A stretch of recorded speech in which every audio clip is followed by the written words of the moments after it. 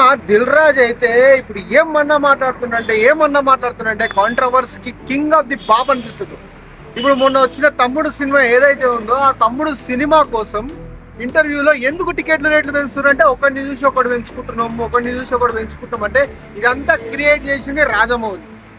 ఈ రాజమౌళి ఏదైతే క్రియేట్ చేసిండో బాహుబలి నుంచి బ్లాక్ టికెట్ లోడ్ కూడా అమ్మనంత రేట్లు పెట్టి అమ్మిండు స్టార్టింగ్ నుంచి. సరే చూసుకుందాం, అలవాటు దెంగిరు భయ్యా.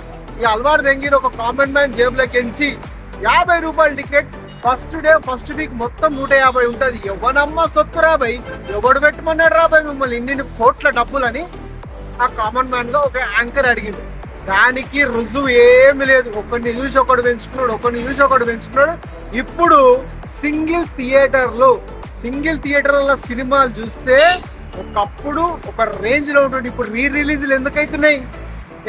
రిలీజ్ కారణం కావడానికి ఏంటంటే సింగిల్ థియేటర్లు కానీ సింగిల్ థియేటర్ అని ఎందుకు రిలీజ్ అవుతున్నాయి ఎక్కువ అంటే సింగిల్ థియేటర్ బతికించుకోవాలన్న ఒక ఆశతోటి సినిమాలన్నీ రిలీజ్ అవుతున్నాయి. ఇప్పుడు ఒక ట్రెండింగ్ సృష్టించిండు.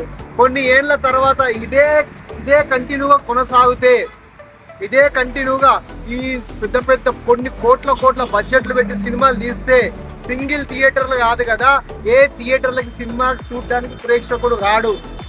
బొచ్చుల్ని ఏముంది రాబాయి సినిమా మా అయితే నీ అమ్మ ఇప్పుడు ఏంది 700 రూపాయలు సెల్ ఫోన్ ప్యాకేజ్ చేస్తే దాంట్లో డిజ్నీ హాట్స్టార్ వస్తుంది, నెట్ఫ్లిక్స్ వస్తుంది. వీని దగ్గర పోయి చూసుడేంద్రా 500 పెట్టి రూపాయల టికెట్ తోటి అని అనుకొని ఇంట్లో అంటారు. ఇంకా బిలో మిడిల్ క్లాస్ అయితే వాడేం చేస్తాడు తెలుసా, క్లారిటీగా తెల్లాడితే మూవీ రూల్స్ బొమ్మలో చూస్తాడు. ఇంత మించింది ఏం లేదు. ఇక సినిమా ఇండస్ట్రీ ఎంత లుచ్చ అయిపోతుందంటే రోజు ఇంత పడిపోతూనే ఉంటుంది. సినిమా పెద్ద హీరోలైనా సరే ఇంటికి వచ్చి నేను సినిమా తీసానండి, నా సినిమా చూడండి అని ప్రమోషన్కి వచ్చే రోజులు వస్తాయి మీకు పక్క.